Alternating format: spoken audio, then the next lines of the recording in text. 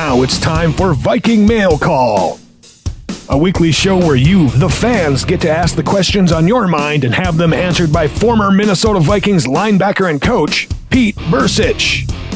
And now your host, Tom Moore. Pete, that sure was fun having a Hall of Fame quarterback on, and as he spoke, I kept wondering, no disrespect to Teddy, as we said to Warren, I'm wondering if we can put him under the center in 2014. More importantly, if he were in his prime right now, and we put him under the center for this 2014 team, what kind of difference would he make in the win column? It would make a big difference. I mean, I think the Vikings have been close on a number of games. Listening to him talk, you realize how important veteran leadership is. And, you get a guy who's been around the league. He's been with a lot of different coaches. As a player, you got to be careful that you walk into a situation where schematically you think you know everything. But I think Warren knows the fundamentals and the techniques and the little bitty things that he's learned along the way that he could teach the receivers. Because certain things and techniques and those kinds of things are universal in any passing game. And I think Warren, would know the difference. And the neat thing about picturing that in your head with him working with Teddy is that I don't think he would have to talk to Teddy much about his attitude, about how he is off the field. I mean, those kinds of things. I think Teddy's already there for a young man. And don't forget now, Teddy's a young man. He just turned 22. From a maturity standpoint, I think Teddy's way, way above his years, and he's learning. And what Warren said and mentioned that concerns me the most is, number one, the security that a good running back will give you. Not that we don't have a good running back, we just don't have one with a lot of experience. And then number two, consistency. And that's the one thing Teddy has not had. Jennings is nicked up in a question mark for this weekend. Rudolph has been in, he's been out. He's got a bunch of some tight ends that some people have never heard of running out there, running routes. Jarius Wright, Cordero Patterson, who's not the most consistent guy in the world. You worry and you think and you wonder about how much that receiving core is affecting his performance. Yeah, well, as we turn to what we saw on Sunday in Chicago, I even hate to bring it up, but the defense really struggled to tackle and even stop any screen pass that was out there. And our pass offense was virtually non-existent. I mean, you were in Soldier Field. What went so terribly wrong last week? Well, I think a couple things. I think, number one, it's still hard for me to hang this or put this loss or anything like that on the defense. I mean, Anthony Barr in particular missed a couple tackles on Matt Forte early in the game. Forte is a very tough guy to bring down, and just kind of allowed the Bears to kind of hang in there and move the football and extend some drives. And at the time, it wasn't that big of a deal. But fast forward to the third and going into the fourth quarter, when the defense has been on the field twice as much as our offense, the longer an offense is on the field, the more likely they're going to win. They have more people to rotate in. You don't get was worn out playing offensive line, you do defensive line, and they just wore us out. Then they found Robinson and put him one-on-one. And the other problem he had was early in the game, Cutler didn't trust himself down the field. He was throwing a lot of short passes. He was throwing a lot of high percentage type throws. But as that game went on, you could see Cutler get more and more and more confident, to the point where he was kind of like what he was last year, where if he didn't care if there were one or two or three guys on somebody, whether it be Marshall or Alshon Jeffrey, he's throwing the football. And unfortunately, we rewarded him for that, and weren't able to stop him. It was our offense's inability to sustain drives. They scored once from the 5-yard line. We take away the fake punt, and we had under 200 yards of offense. I mean, against a team that had given up 50 points 2 weeks in a row, it's very, very concerning. And going into, you're playing a Green Bay team that knows how to score on offense and defense and special teams. I mean, it's a big concern. It's a big concern whether or not we can move this ball offensively from the 20-yard line all the way across the 50 and into the end zone. Well, I was curious. I don't know if you've seen the playbook this year or not, but exactly how many check down passes do we have in the offensive scheme? Too many. One of the things I'll never forget was when I played for Denny. And Denny didn't yell much. And when Denny would yell, somebody was going to get cut. He only yelled sporadically, and when he did, everybody sat up and took notice. He wasn't a yeller. And I will never forget standing behind him on the sideline, and we threw a check down. It was a 3rd and 7 or 3rd and 8, and it was a 4-yard pass, I believe to Chuck Evans or David Palmer, one of the two, and it was exactly what a defense wants, a 4-yard pass, rally, make a tackle, it's 4th and 1, and you got a punt. And then he got on the headset, and he yelled, he said, if I see one more 4-yard pass on 3rd and 7 plus, I'm going to fire somebody. You know what I mean? Yep. And yeah, I tweeted that during the game, and when I can, I tweet thoughts out during the game, and one of the things I said was, if I see another 4-yard pass on 3rd and 10, I'm going to puke. I mean, number one, you can't be 3rd and 10 all night long, and then number two, there's nothing down the field, and so who's to blame for that? You blame the coach for the routes, you blame the receivers, and I mean, you don't know. You can't tell. It's impossible to watch film and know exactly what these guys are supposed to be doing down the field. All I know is that was the only option that Teddy had most of the time. It wasn't as if guys were, there might have been an instance or two where there was a guy that could have been open or should have been open or was open. But it's not as if he had guys running scot-free and he's just throwing the ball short to save his own rear end, or he's afraid of the rush or something like that. I mean, you talk about concerns, that's yet another concern, is if we can't run the ball and can't get the 3rd and short, we can't get vertical on a passing game. I mean, we have 7 passing touchdowns, and it's not enough, and it's not going to get it done.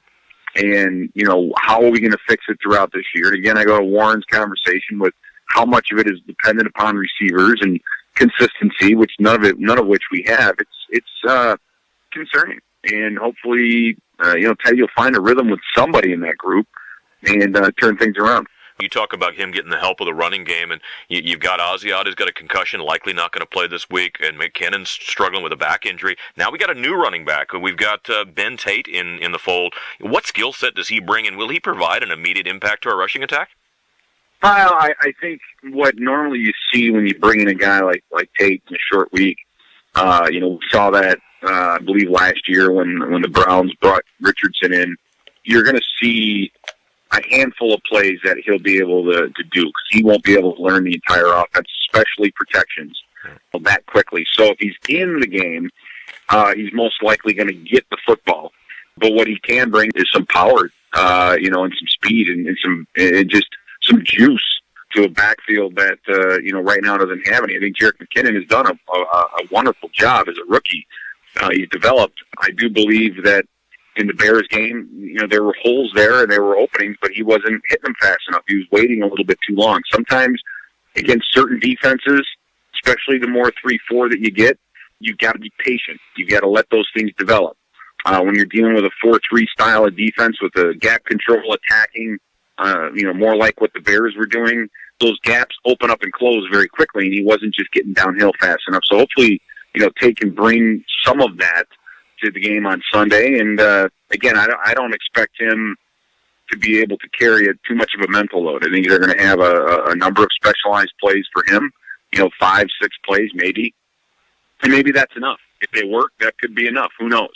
But, we need, it's going to be nice to have a veteran standing behind Teddy. Hey, what happens, you've been around the NFL long enough, what happens when you're a starter like McKinnon is, and they bring in somebody to back you up who started in the NFL before? Does it bother the starter? Does it offend them, or they just look at it as a challenge? It depends on the guy. It really depends on the situation. I mean, you have a guy like Asiata who's questionable. If Jerick McKinnon is smart, he would learn as much as he can, and for him to take that as an insult or that he's not getting the job done, I think would be completely inaccurate, because he's doing a great job as a rookie. You look at where he was drafted and the impact he's made. He should be very proud of that and not take it that way. It's a good thing. You had to bring in another body. You were thin at the position. I mean, it can go on and on and on. So I don't think it was anyone in the front office, Rick Spielman, looking at the depth chart and going, yeah, we got to get someone to upgrade, Jerick McKinnon. Yeah. It's, no, we need someone to play with Jerick McKinnon. And so hopefully he'll take this as a competitive edge or a competitive type scenario and want to prove how good he is. And hopefully the adding of Tate will make him better, and our backfield will be better overall. Yeah, whether it's McKinnon or whether it's Tate, and we're facing a Packer juggernaut this weekend. But we have beaten some good Packer teams in the past. So, Pete, I'm hoping you can give the fans some hope. What's the recipe to beating this Packer team? Yeah, I think the recipe, like I said, this team, they can score on punt returns and kicking game. They can score on defense. They can put up points on you in a hurry. We saw that last time we played. We didn't have Teddy. We had Christian Ponder. Things were not too pear-shaped until he threw the back-to-back interceptions. I mean, and then that's when the wheels kind of came off. So, you have to be on the plus side of the plus-minus. I mean, that's as cliched as you get. But with this squad against the Packers, you can't let Rodgers have 2 or 3 extra possessions throughout the course of a game. They can cover a lot of ground very quickly, so you cannot make mistakes in the back end. And if you watched Rodgers operate against the Bears in particular, when he was lethal was when he had time to scramble.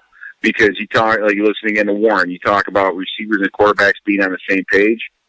When he scrambled to extend plays, Jordy Nelson, Cobb, the rest of that group, they know where to go. And he was able to deliver that ball. He has the arm strength and the accuracy to do that.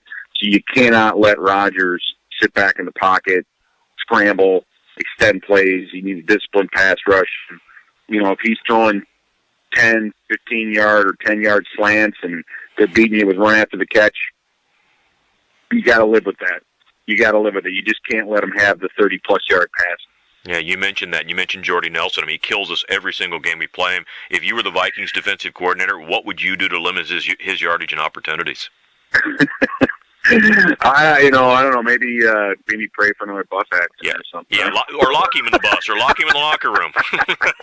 No, again, Jordy Nelson is the only thing that's really slowed him down over the past couple of years has been himself. He's had some hamstring issues, a little cold, being outside, affect that. Yeah, I know they're used to that in Green Bay and everything else, but it's tough right now. We did a pretty good job on him earlier this year. I think, again, going back, the big-bodied wide receivers, we saw the issues that we had with them.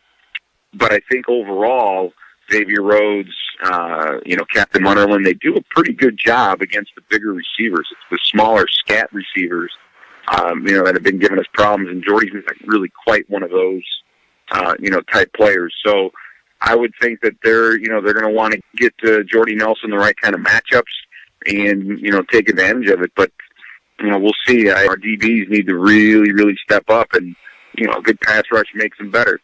And I don't want to see Anthony Barr dropping in coverage too much. I'd rather see him up and rushing the quarterback. Yeah, well, I'll tell you, just in case we can't cover them all by ourselves, any chance you can put your hands on some itching powder or some adhesive tape remover?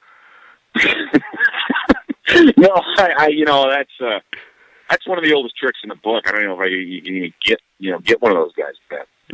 I hear you. The last thing I wanted to ask you tonight was, it's that time of the year where the playoff picture is starting to become clear, and one of the intriguing divisions to me is the NFC West, and Arizona seems to be just running away with it, and the 49ers, Seahawks, and Rams, they're all contenders for a wild card spot, but with Cardinals quarterback Carson Palmer out for the rest of the season with a knee injury, do you think Arizona hangs on to win the division, and which of the other teams do you think has a chance to get a wild card berth? Wow.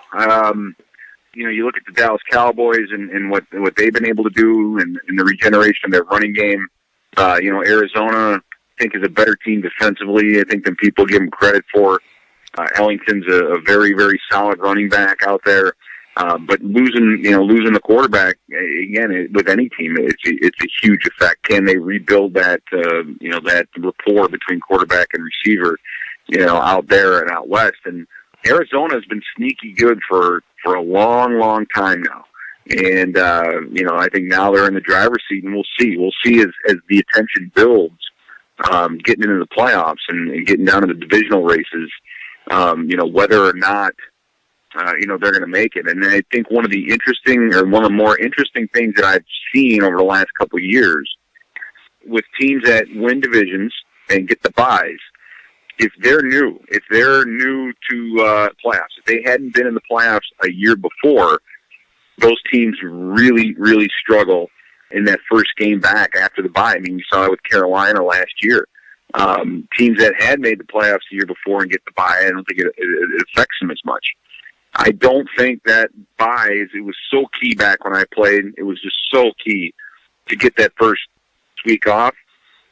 I'm not sure anymore. You see 6 seeds and 5 seeds now winning Super Bowls. I mean, it's again, the game's changed, and you got to get hot at the right time of the year. We're not even into December yet, Tom. So the wild card picture, it's still wide open. And if there's a team that catches fire late and gets one of those spots and gets in, they can win. Years ago, they might win a game. I mean, I remember we played the Cardinals after they won one playoff game.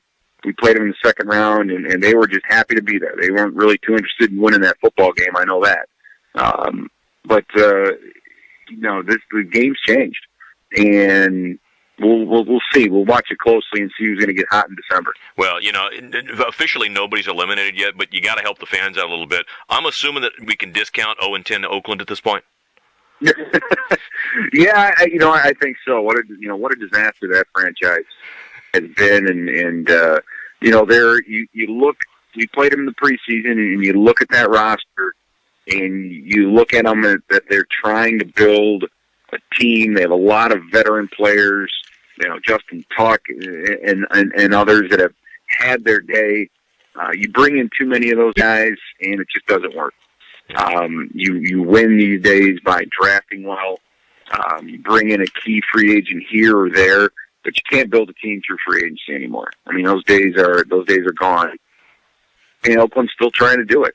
There's no stability in that organization with coaching staff, and so that makes it even harder to develop talent that you've drafted. So, Oakland they're just win maybe, right? And they haven't been doing that lately. So they need to change. They need to change their ways in order to turn that franchise around. Yeah, no doubt about that. Well, Pete, that brings us to a close for this week's Viking Mail Call Show. And I know folks are starting to do their holiday shopping early, so I want to remind them to tune into KFAN to hear Pete Bercich and his partner Paul Allen starting at 10 a.m. on Sundays to break down the Packers before the game. And stay with them to hear the radio call for the Packers visiting the Vikings at TCF Bank Stadium. So until next week, for Pete Bercich, I'm Tom Moore. So long, everyone.